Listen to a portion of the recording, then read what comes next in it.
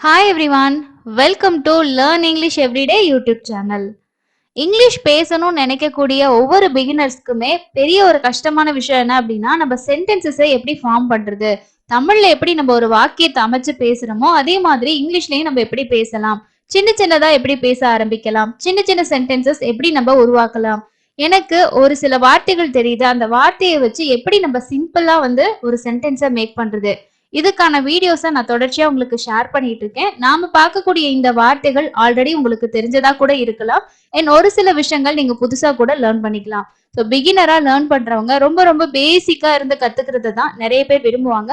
அதுவும் நிறைய பேர் தமிழ் மீடியத்துல இருந்து படிச்சுட்டு இங்கிலீஷ் கத்துக்கிறவங்களுக்கும் இந்த மாதிரி பேசிக்கா கத்துக்கிறது ரொம்ப ஈஸியா இருக்கும். அண்ட் இங்கிலீஷ் அப்படின்றது ஒரு கஷ்டமான ஒரு விஷயமா இந்த மாதிரி கத்துக்கும் போது உங்களுக்கு தெரியாது. ஸோ இந்த மாதிரி நான் நிறைய வீடியோஸ் ஷேர் பண்ணிக்கிட்டே இருக்கேன். ஸோ அது எல்லாத்தையும் மிஸ் பண்ணாம பார்க்கறதுக்கு சேனலை சப்ஸ்கிரைப் பண்ணிக்கோங்க.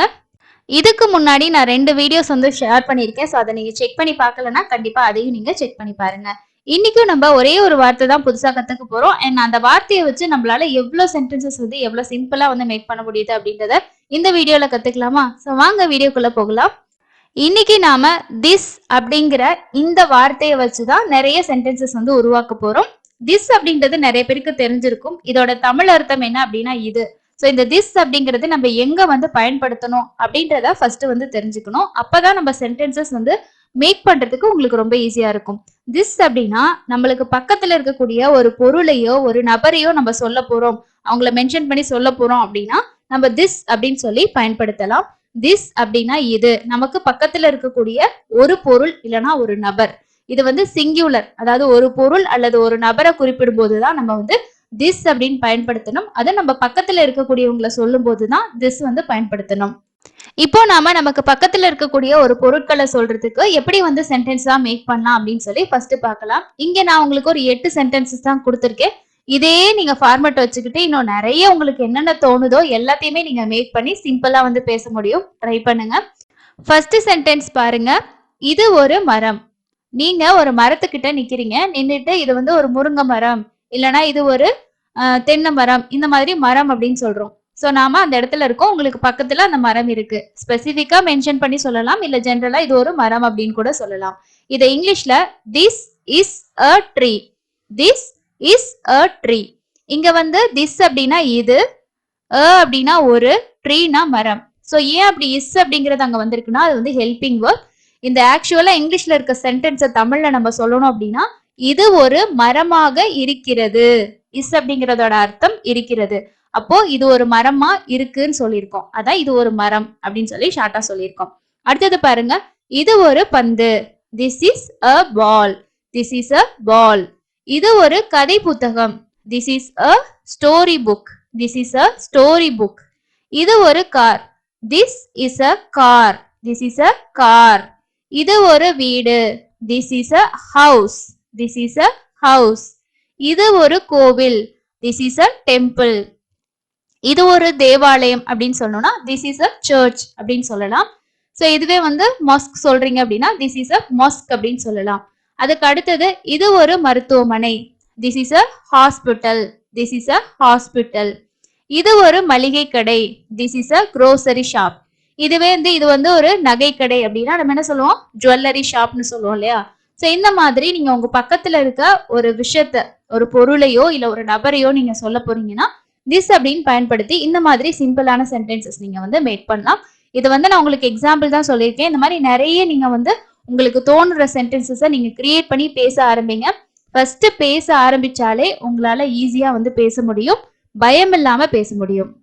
இப்போ நம்ம பக்கத்துல இருக்கக்கூடிய ஒரு பொருள், அந்த பொருள் அதுதான் அப்படின்னு நம்ம சொன்னோம். இதுக்கப்புறம் நம்ம பார்க்க போற சென்டென்ஸ் எல்லாமே ஒரு விஷயம் என்னுடைய, உன்னுடைய, அவனுடைய அப்படின்னு சொல்லுவோம் இல்லையா? ஸோ அதை அவனோட பைக்கு, இது என்னோட காரு, இந்த மாதிரி எல்லாம் சொல்லுவோம் இல்லையா? ஸோ அப்படி வரும்போது இந்த திஸ் எப்படி யூஸ் பண்றது அப்படின்றது தான் இதுக்கப்புறம் வரக்கூடிய சென்டென்சஸை நம்ம மேக் பண்ண போறோம். ஃபர்ஸ்ட் மை வச்சு மேக் பண்ணலாம். மை அப்படின்றதோட தமிழ் அர்த்தம் என்னுடைய அப்படின்னு சொல்லிட்டு. இதுவே என்னுடையது நீங்க சொல்ல போறீங்கன்னா மை யூஸ் பண்ணக்கூடாது, மைண்ட் தான் யூஸ் பண்ணணும். ஃபர்ஸ்ட் பாருங்க. இது என்னுடைய கார், இது என்னோட கார் அப்படின்னு நம்ம சொல்லியிருக்கோம். This is my car, this is my car. அப்போ இங்க என்ன ஆக்சுவல் தமிழ் சென்டென்ஸ் அப்படின்னா இது என்னுடைய காராக இருக்கிறது, என்னுடைய காரா இருக்கு அப்படின்னு சொல்லியிருக்கோம். அதுதான் திஸ் இஸ் மை கார். இது என்னுடைய புத்தகம். This is my book. இது என்னுடைய cycle. This is my bicycle. இது என்னுடைய கடை. இது என்னோட கடை. This is my shop. இது என்னுடைய bike. This is my bike. இது என்னுடைய வீடு. இது என்னோட வீடுன்னு சொல்லுவோம். தமிழ்ல நம்ம பேச்சு வழக்குல அப்படிதான் சொல்லுவோம். என்னுடையன்னு சொல்ல மாட்டோம். இது என்னோட வீடு, என்னோட கார், என்னோட பைக், என்னோட கடை, என்னோட புத்தகம், இந்த மாதிரி தான் சொல்லுவோம். அப்போ இது என்னுடைய வீடு. This is my house. அதுக்கப்புறம் ஒரு நபரை சொல்றோம். ஸோ உங்க பக்கத்துல இருக்க அந்த நபர் வந்து உங்களோட ஃப்ரெண்டு. இது என்னோட ஃப்ரெண்டு, என்னோட நண்பன் அப்படின்னு சொல்றோம். அப்ப this is my friend. So என்னுடைய அப்படின்னு நீங்க பயன்படுத்தி இந்த திஸ்ஸை வச்சு சென்டென்ஸ் மேக் பண்ண போறீங்கன்னா இந்த மாதிரி சிம்பிளா உங்களால மேக் பண்ண முடியும். நெக்ஸ்ட் யுவர் வச்சு எப்படி இந்த திஸ் யூஸ் பண்ணி நம்ம சென்டென்சஸ் வந்து மேக் பண்ணலாம் அப்படின்னு பார்க்கலாம். யுவர் அப்படிங்கிறதோட தமிழ் அர்த்தம் உன்னுடைய அல்லது உங்களுடைய. இப்போ நம்ம ஒரு நபரை வந்து நம்மளோட வயசுல கம்மியானவங்க நம்ம ஃப்ரெண்டு அப்படின்னா நீனா அப்படிலாம் பேசுவோம் இல்லையா, அப்போ வந்து உன்னுடைய அப்படின்னு நம்ம சொல்லலாம். இதுவே மரியாதையா நம்ம ஒருத்தங்களை சொல்ல போறோம் உங்களுடைய அப்படின்ற மாதிரி சொல்ல போறோம்னா நம்ம யுவர் தான் யூஸ் பண்ணணும். ஆனா தமிழ்ல நம்ம வந்து உங்களுடைய அப்படின்னு சொல்லுவோம். ஃபர்ஸ்ட் பாருங்க, இது உன்னுடைய கார், இது உன்னோட கார். நம்ம தமிழ்ல பேசும்போது அப்படித்தானே சொல்லுவோம், இது உன்னோட கார், உன்னோட புக் அப்படின்ற மாதிரி சொல்லுவோம் இல்லையா. ஸோ அப்படி நம்ம இங்கிலீஷ்ல எப்படி சொல்லலாம்னு பார்க்கலாம். இது உன்னுடைய car. This is your car. This is your car. இது உன்னுடைய புத்தகம். This is your book. Next one பாருங்க, இது உன்னுடைய சைக்கிள். நான் வந்து எக்ஸாம்பிள் எல்லாமே வந்து ஒரே மாதிரி தான், அதே சென்டென்சஸை நான் அடுத்தடுத்து வந்து கன்வெர்ட் பண்ணியிருக்கேன். இந்த மாதிரி நீங்க மாத்தி மாத்தி கூட நிறைய விஷயங்கள் வந்து சொல்லலாம். இல்ல ப்ராக்டிஸ்க்காக இந்த மாதிரி கூட ப்ராக்டிஸ் பண்ணிட்டு நீங்க ஓனா கிரியேட் பண்ணி கூட பேச ட்ரை பண்ணலாம். இது உன்னுடைய cycle. This is your bicycle. இதுவே இது உங்களுடைய பைக் அந்த மாதிரி சொல்லணும்னாலும் யுவர் தான் இங்கிலீஷ்ல வரும். தமிழ்ல உங்களுடைய அப்படின்னு நீங்க சொல்லணும். இது உன்னுடைய கடை. This is your shop. இது உன்னுடைய bike. This is your bike. This is your bike. இது உன்னுடைய வீடு. This is your house. This is your house. இதுவே ஒரு நிலம் இருக்கு, அந்த நிலம் வந்து உன்னுடையது, இந்த லேண்டு உன்னோடது அப்படின்னு நம்ம சொல்லும்போது இது உன்னுடைய நிலம். This is your land. This is your land அப்படின்னு சொல்லலாம். நெக்ஸ்ட் ஒன் பாருங்க, ஹிஸ். ஹிஸ் அப்படின்னா என்னது? அவனுடைய. ஹிஸ் அப்படின்னா அவனுடைய. இது அவனுடைய கார் அப்படின்றத நம்ம எப்படி சொல்லலாம்? ரொம்ப சிம்பிளா சொல்லலாம். This is his car. This is his car. இது அவனுடைய புத்தகம். This is his book. This is his book. இது அவனுடைய cycle. This is his bicycle. This is his bicycle. இது அவனுடைய கடை. This is his shop. This is his shop. இது அவனுடைய bike. This is his bike. This is his bike. இது அவனுடைய வீடு. This is his house. This is his house. இது அவனுடைய நிலம். இது அவனோட லேண்டு. இது அவனுடைய நிலம். This is his land. அப்போ இங்க வந்து நம்ம திஸ் அப்படிங்கிறத எது கூட நம்ம வந்து பயன்படுத்தியிருக்கோம்? அவனுடைய ஒரு பொருள், அவனுடைய விஷயத்த நம்ம வந்து சொல்றோம். அது பக்கத்துல தான் நம்ம நிக்கிறோம். ஒரு கார் நிக்குது. ஸோ அது வந்து யாரும் ரெண்டு பேர் பேசிட்டு இருக்கல, இது யாரோட காரா இருக்கும் அப்படின்னு சொல்லும்போது இது அவனுடைய காரு அப்படின்ற மாதிரி நம்ம சொல்லுவோம் இல்லையா. ஸோ அப்போ வந்து இது அப்படின்னு சொல்லி நம்ம மென்ஷன் பண்றோம். அவனுடைய அப்படின்னும் போது ஹிஸ் அப்படின்னு சொல்லி பயன்படுத்தணும். இப்போ உங்களுக்கு பேசிக்கா புரிஞ்சிருக்கும் இந்த திஸ் அப்படிங்கிறத வச்சு நம்ம எப்படி எல்லாம் வந்து சென்டென்சஸ் வந்து மேக் பண்ண முடியும், உருவாக்கலாம் அப்படின்ற மாதிரி ஒரு ஐடியா கிடைச்சிருக்கும். அடுத்தது நம்ம எதை வச்சு ப்ராக்டிஸ் பண்ண போறோம்னா அவளுடைய அப்படின்றத திஸ் வந்து யூஸ் பண்ணி எப்படி நம்ம சொல்லலாம். ஒரு பொருள், ஒரு விஷயம் அவளோடது அப்படின்னு நம்ம சொல்றோம். அவளுடைய அப்படின்றத வச்சு இந்த திஸ்ஸை யூஸ் பண்ணி நம்ம எப்படி சொல்லலாம். ஃபர்ஸ்ட் ஒன் பாருங்க, இது அவளுடைய கார். இது அவளோட car. This is her car. This is her car. இது அவளுடைய புத்தகம். This is her book.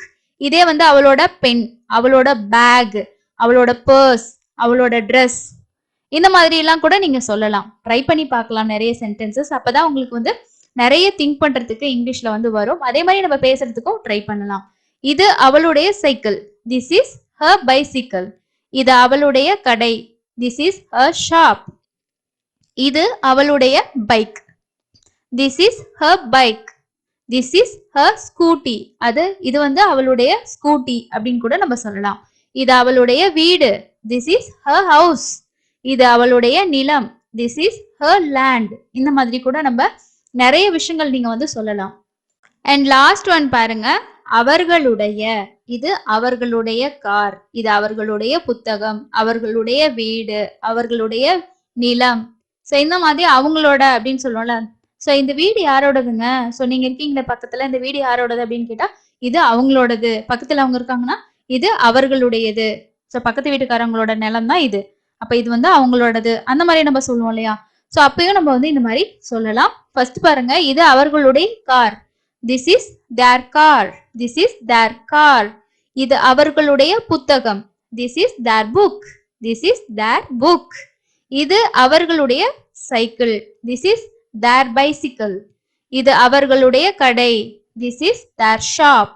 இது அவர்களுடைய bike. This is their bike.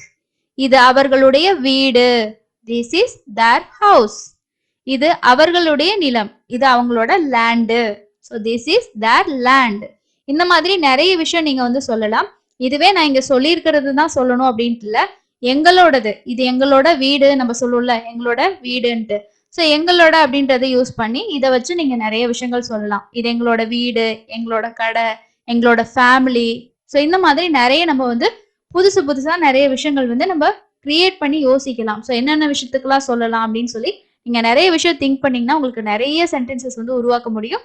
So அதுக்கு சின்ன ஒரு பேசிக்கான ஒரு விஷயம் நான் உங்களுக்கு சொல்லி கொடுத்துருக்கேன். இதை வச்சு இன்னும் நீங்க நிறைய ப்ராக்டிஸ் பண்ணீங்கன்னா நிறைய சென்டென்சஸ் நீங்களே ஓனா கிரியேட் பண்ணலாம்.